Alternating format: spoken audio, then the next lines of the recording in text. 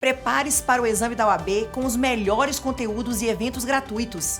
Participe de análises digitais, aulões ao vivo e revisões de véspera e acompanhe bate-papos que vão te ajudar a conquistar a aprovação. Inscreva-se no nosso canal e ative o sininho para não perder nada. Vamos lá ao conteúdo de Direito Financeiro, que são só 2 questões na prova, mas, como eu sempre digo, cada ponto importa. A gente escuta aí inúmeros casos de alunos que não passam por 1 ponto ou por 2 pontos, então você não pode ser esse caso, e é por isso que você vai concentrar aqui comigo em cima de dicas, de macetes, resolvendo também questões.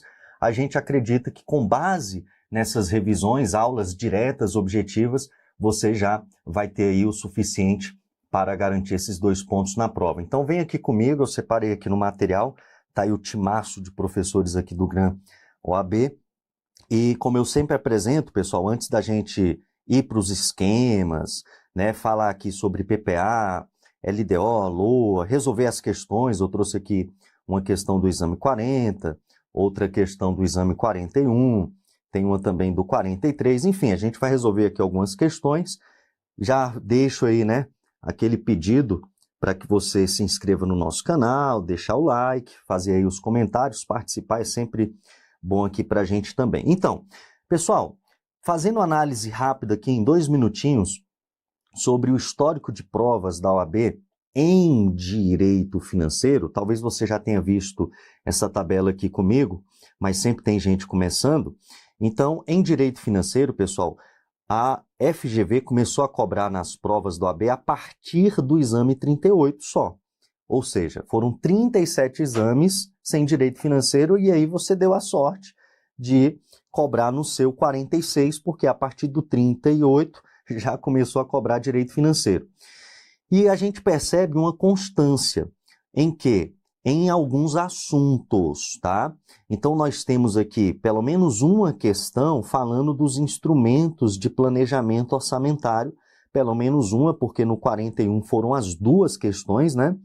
E aí teve uma virada de chave a partir do exame 42, em que ele cobrou as 2 questões com base na Lei de Responsabilidade Fiscal, que é a Lei Complementar 101, depois voltou a cobrar pelo menos uma questão novamente em cima dos instrumentos de planejamento orçamentário, surpreendeu mais uma vez no último exame, em que ele cobrou uma questão da LRF e uma questão sobre estágios de execução da despesa. Foi a primeira vez que ele cobrou um tema sobre despesa pública com base na Lei 4.320. Então, veja, o seu examinador, ele tem um padrão, mas vez ou outra ele quebra esse padrão. Mas ele ainda não fugiu dessa lista nossa aqui, ó. Essa lista que a gente estabeleceu desde o exame 38, quando ele cobrou direito financeiro pela primeira vez. Eu fiz uma análise de editais da banca FGV que cobravam direito financeiro para ver o detalhamento dos conteúdos, porque a gente sabe que no edital da OAB ele não detalha as disciplinas, ele só fala das disciplinas. Pois bem, e os assuntos possíveis dentro da árvore de direito financeiro são esses 10 temas aqui. Os mais cobrados até então, pessoal, os mais cobrados são os instrumentos de planejamento orçamentário, PPA, LDO e LOA, estão entre os mais cobrados, né? Os mais cobrados. Então, isso aqui você não pode deixar de estudar. E a Lei de Responsabilidade Fiscal também está entre os mais cobrados. A LRF também está aí entre os mais cobrados, certo? Agora, ele já cobrou pelo menos uma vez uma questão sobre créditos adicionais? Já. Pelo menos uma questão ele já cobrou sobre créditos adicionais, misturada com PPA, LDO e LOA, misturado com PPA, LDO e LOA. Por quê? Porque é múltipla escolha, A, B, C e D. Então, às vezes, ele coloca na letra A o tema crédito adicional, mas a resposta a ser marcada é algo sobre plano plurianual, ou lei de diretrizes, ou lei orçamentária, certo? Ele já cobrou, pelo menos uma vez, o tema emendas parlamentares? Sim, já cobrou pelo menos uma vez processo legislativo. Então, a gente não pode, pessoal, descartar os outros temas, embora a gente tenha uma tendência a querer estudar só os mais cobrados. Então, qual é a dica, qual é a sugestão que eu trago aqui para vocês, já que a gente ainda está aqui no início dos estudos, né? Então, você ainda tem aí um certo tempo até a prova e o próprio tema da live nos direciona para isso, começando do zero. Eu, na sua opinião, na sua visão, pelo menos, né, se eu estivesse no seu lugar, eu não focaria ainda nos temas mais cobrados. Eu não ficaria estudando só os mais cobrados. Eu estudaria os conteúdos todos. Na sequência lógica de estudo, conforme está lá na plataforma para quem é assinante, a gente começa ali introduzindo, depois vai progredindo na temática. Então, não descarte o estudo, por exemplo, sobre receita pública, que a gente vai em algum momento trazer aqui para vocês, sobre despesa. Por quê? Porque eles podem ser cobrados. Agora, presta muita atenção no que eu vou falar agora. Na reta final, quando que é a reta final, Anderson? Faltando ali 2 semanas para a prova, 15 dias. Você não tem tempo de estudar tudo. E aí, o que eu sugiro? Focar nos mais cobrados. Então, já estou trazendo aqui a lista para vocês dos mais cobrados, certo? Lei de Responsabilidade Fiscal, Plano Plurianual, Lei de Diretrizes Orçamentárias e LOA. Mas ainda dá tempo de estudar a parte conceitual? Sim. Créditos, princípios, receita, despesa? Dá. E a gente vai estudar aqui juntos, tá? Mas, por uma questão didática, perceba que está até no início aqui, PPA, LDO e LOA, temas 2, 3 e 4, lá do nosso curso completo. Hoje a nossa aula vai ser, coincidentemente, mais voltada para PPA, LDO e LOA e a parte conceitual. Mas, você que está aqui sempre no nosso canal, nos nossos próximos encontros a gente vai variar, estudando créditos, princípios, emendas, receita, despesa, até chegarmos em LRF. E aí, faltando lá 15 dias para a prova, a gente vai focar nos mais cobrados novamente, beleza? Então, explicado isso, pessoal, e dado esse termômetro aí para vocês dos temas mais cobrados nessa tabelinha, bem como nesses percentuais, tá? Eu vou começar aqui a nossa explicação, tá bom? De aula de fato, ok? De conteúdo de fato. Então, vamos lá, gente. Falando um pouco aqui sobre conceito de direito financeiro, o que a gente entende por direito financeiro? Bem, e aí eu vou começar do zero mesmo, tá? Vou começar do zero mesmo. A gente entende como direito financeiro uma ramificação de uma grande árvore. Essa grande árvore tem diversos o quê? Ramos, né, pessoal? Tem diversos ramos aqui, várias ramificações. E o direito financeiro é apenas um desses ramos, tá? Apenas uma dessas ramificações. E eu diria que o direito financeiro é uma ramificação, o financeiro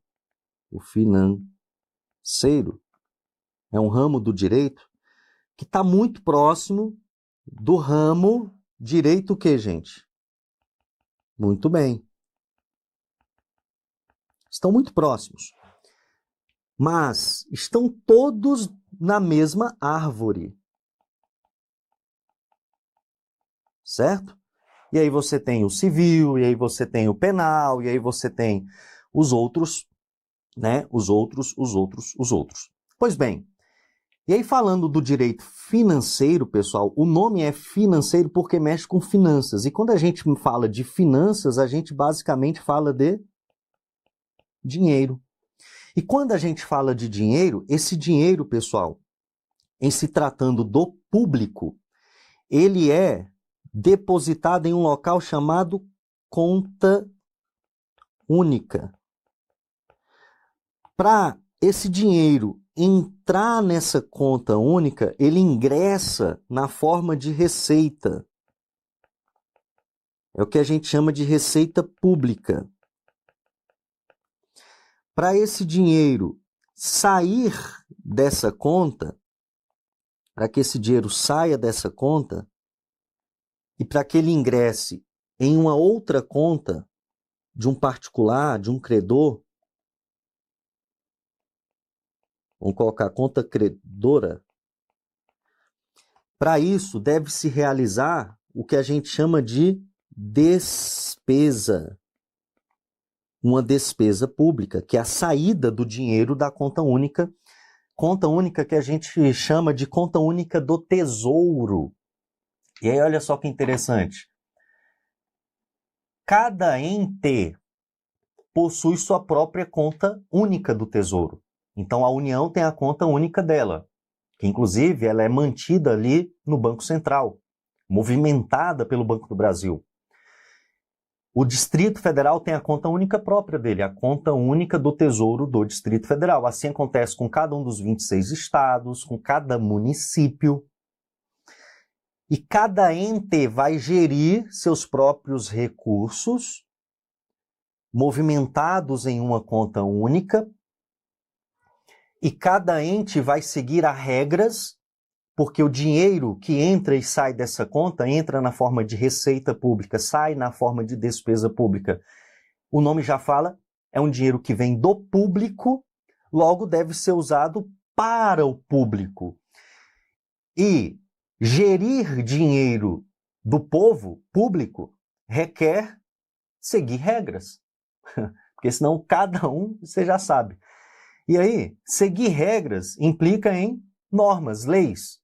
E aí a gente tem aqui, pessoal, então, no nosso ramo, o chamado direito financeiro, que vai fazer a regência dessa movimentação financeira, que vai disciplinar, vai criar regras para que esse dinheiro, receita pública, possa ser devidamente movimentado no interesse público, quando da forma da saída em despesa pública.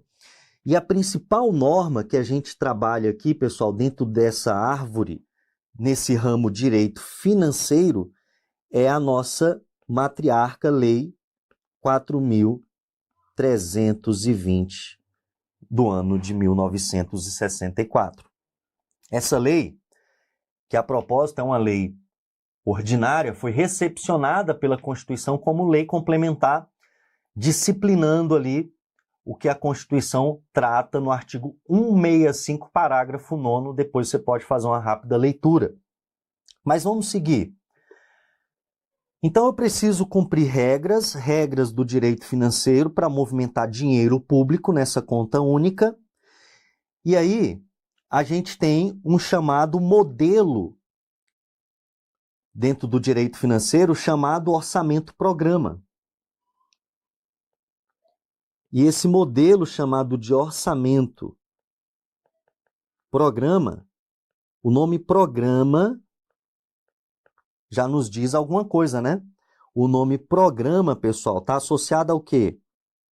Planejamento, programação.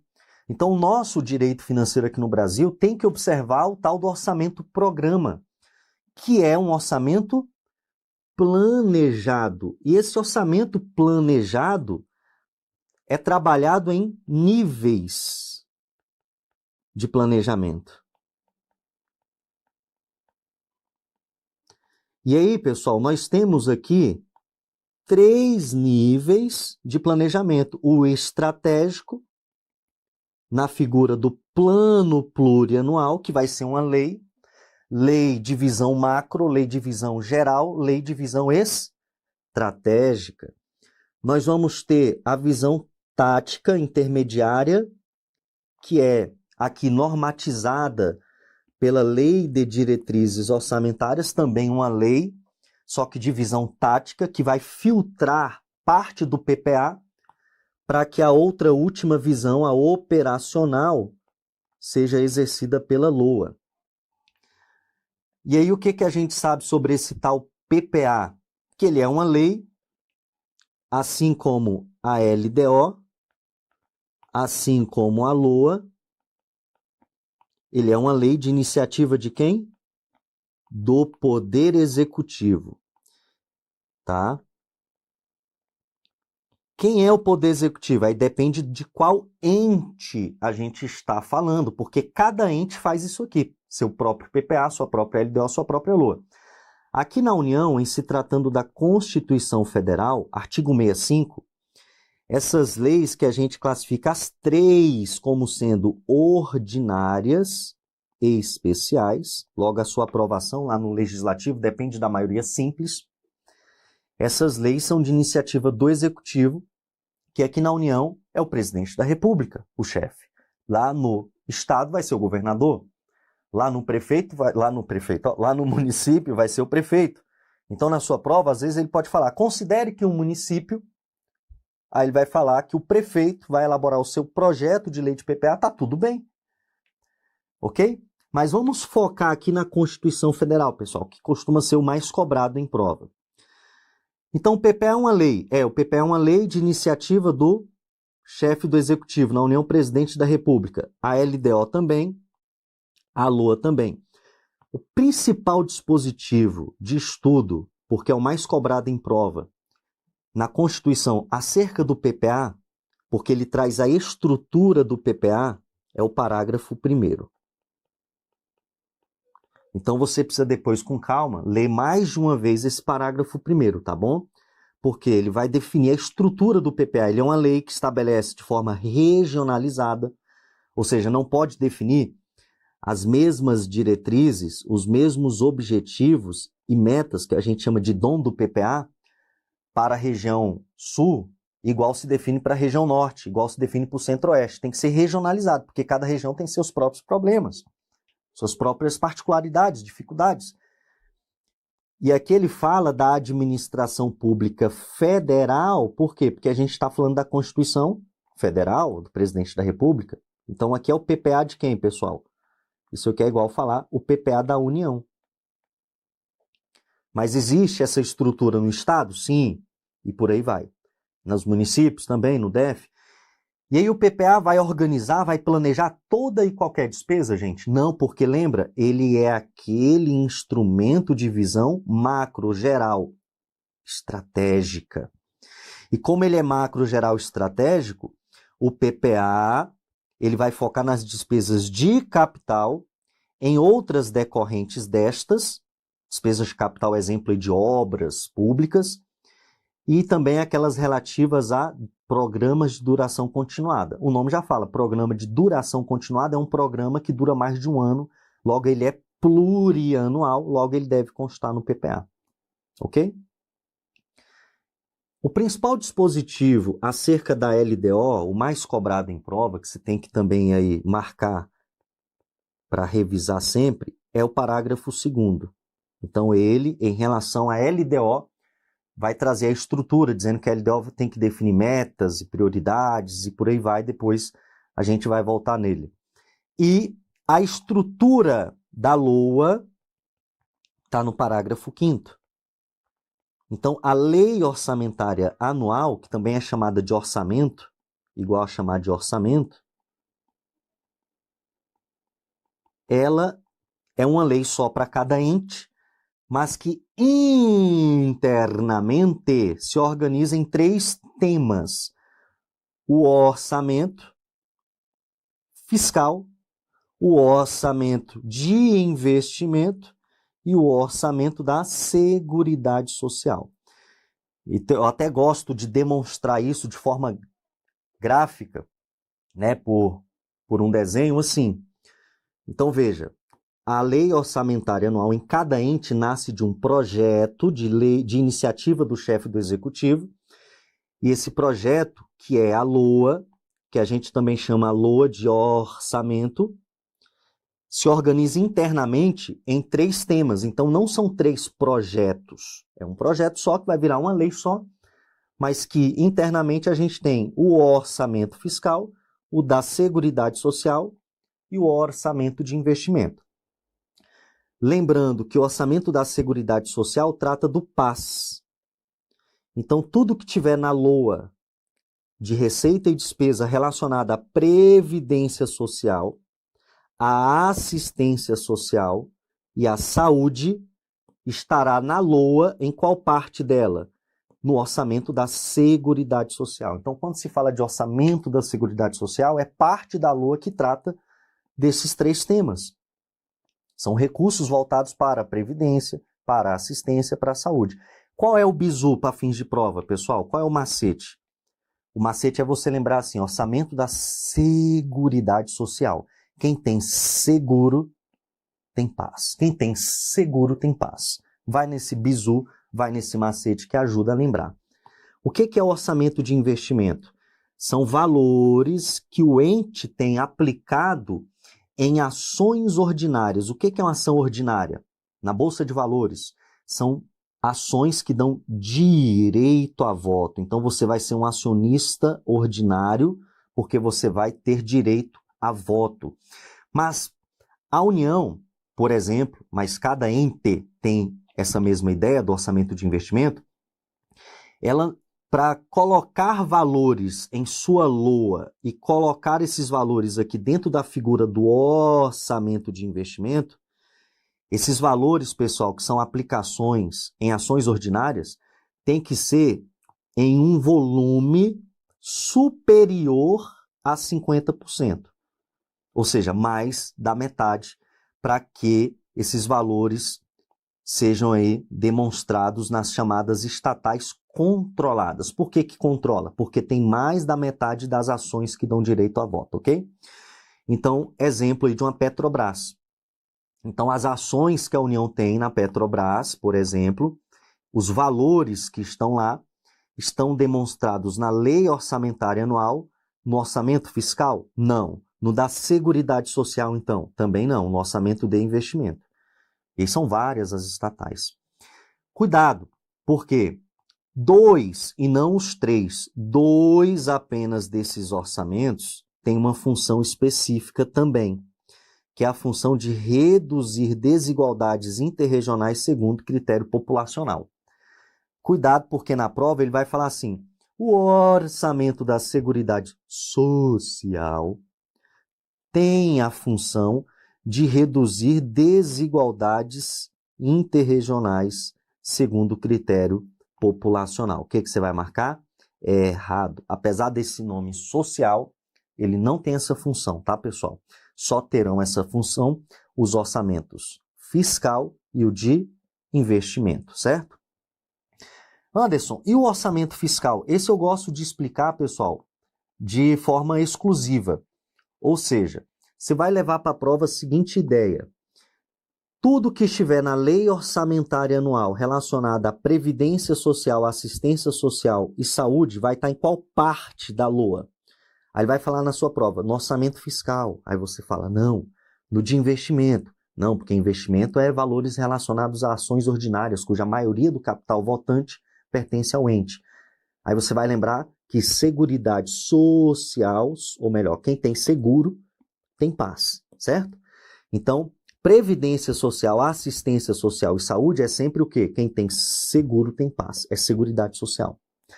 O orçamento de investimento, você vai lembrar das ações ordinárias, cuja maioria pertence ao ente federativo, que controla aquela estatal.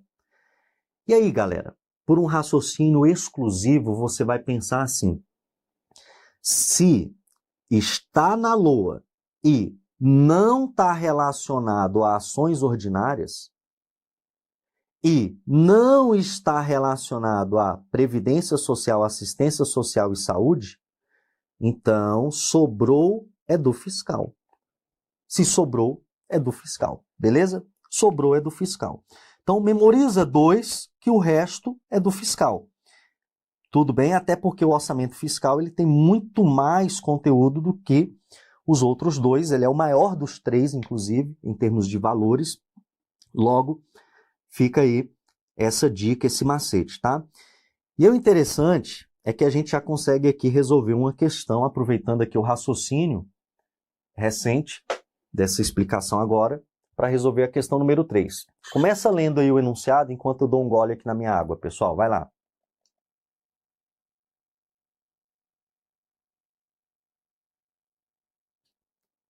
Então diz assim, ó, o projeto da LOA de determinado ente encaminhado ao Legislativo pelo Executivo, lembra que a iniciativa é do Executivo?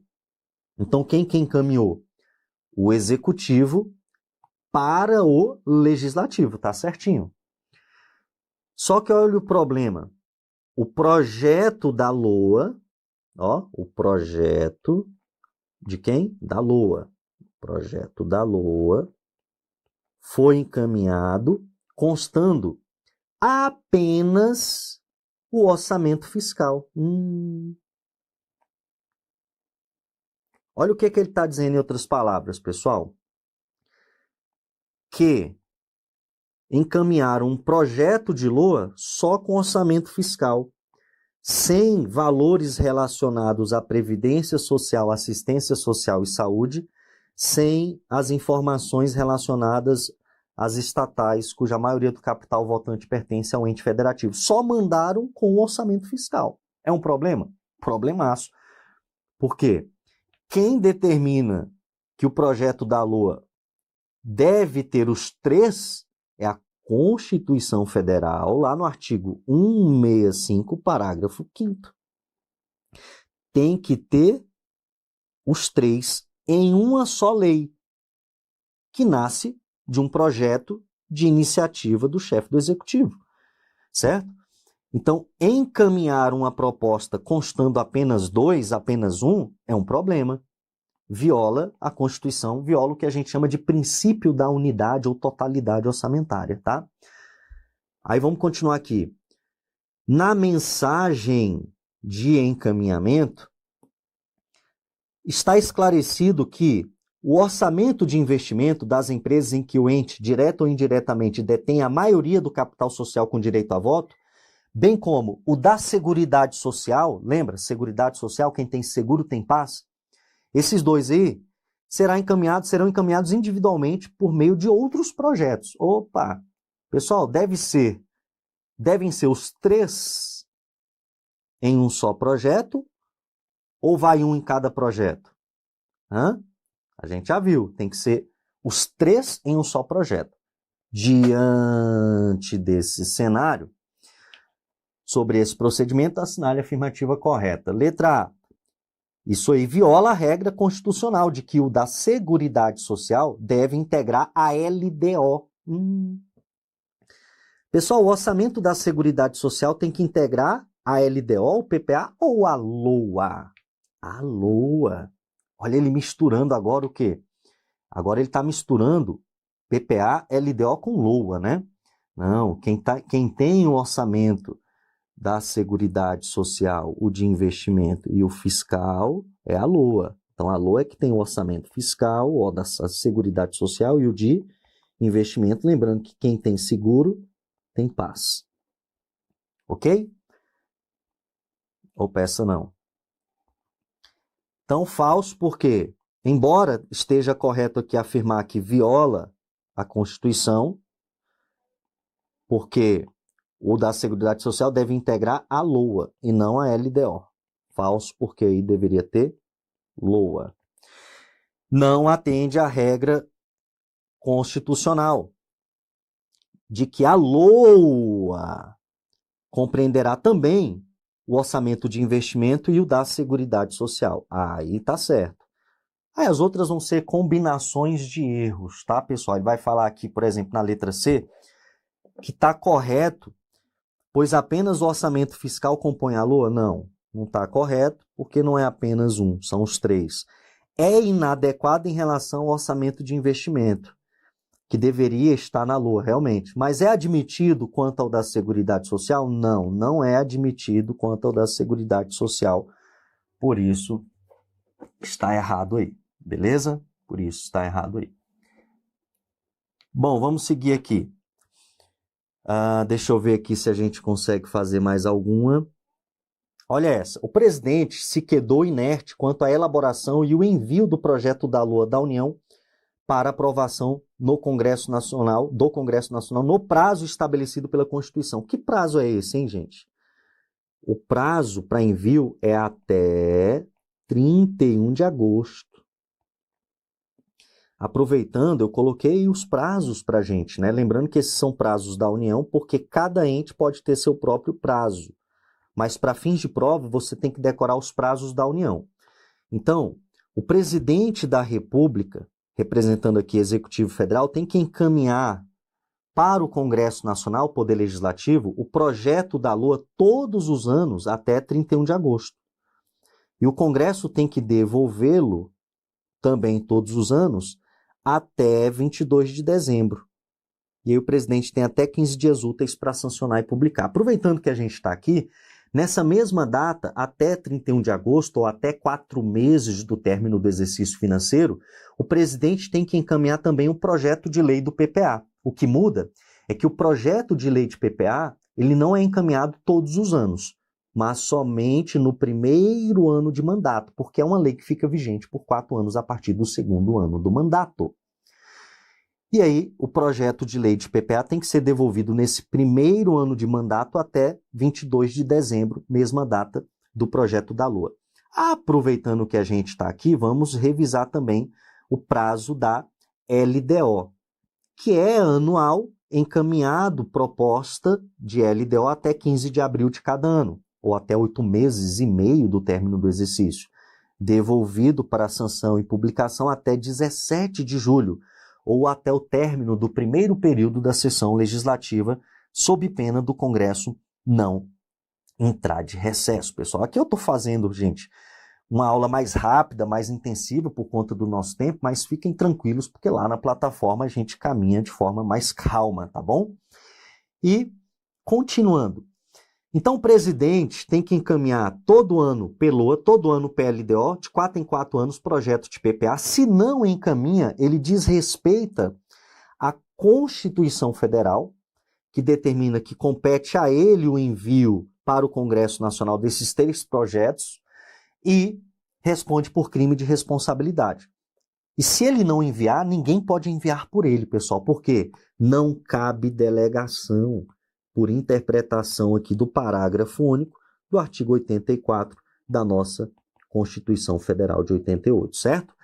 Então, se ele não envia, problemas, ele responde por crime de responsabilidade e ninguém pode providenciar um projeto e fazer a vez dele, tá bom? Mas o que aconteceu aqui na nossa questão? Olha aí o problemão, ó o problema crescendo. O presidente do Congresso Nacional Legislativo assumiu a responsabilidade de elaborar um PLOA e de enviá-lo para tramitação, para aprovação de ambas as casas do Congresso. Problemão, gente? Problemão. Porque a Constituição fala, no 84, que quem tem que fazer o envio para o Congresso de forma privativa e não delegável é o presidente da República.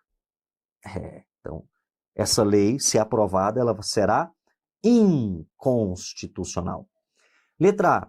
Caso aprovada, a referida LOA será inconstitucional por vício de iniciativa, já que é de competência privativa do presidente da República sua elaboração e o seu envio ao Congresso, não podendo o do Congresso realizar tal elaboração, nem mesmo em caráter excepcional. E aí está correto. Vocês vão ver que as letras B de bola, C de casa e D de dado são combinações de erros, tá, pessoal? Bem tranquilos de você perceber. Então, vou poupar aqui o nosso tempo para a gente já partir para a nossa questãozinha de número 2. E aí eu preciso aqui lubrificar aqui a garganta, pessoal. Enquanto isso, vai lendo o enunciado, por favor.